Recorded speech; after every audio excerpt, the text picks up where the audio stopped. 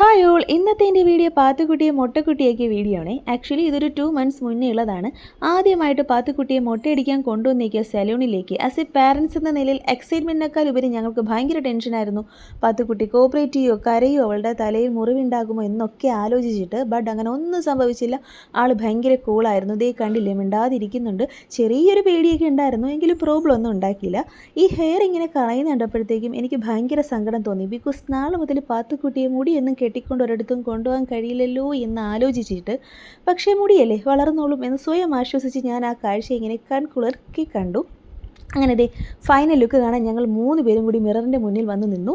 അവൾക്ക് യാതൊരുവിധ റിയാക്ഷനും ഉണ്ടായിരുന്നില്ല. എനിക്കും ചേട്ടനും സങ്കടം ഉണ്ടായിരുന്നു. അവളുടെ ആ പഴയ ഹെയർ ഞങ്ങൾക്ക് മിസ് ചെയ്തു. ബട്ട് കുഴപ്പമില്ല. ഇതാണ് ഞങ്ങളുടെ പാത്തുക്കുട്ടിയുടെ ഇപ്പോഴത്തെ ലുക്ക്. എങ്ങനെയുണ്ട്, ഇഷ്ടമായോ? Tata bye.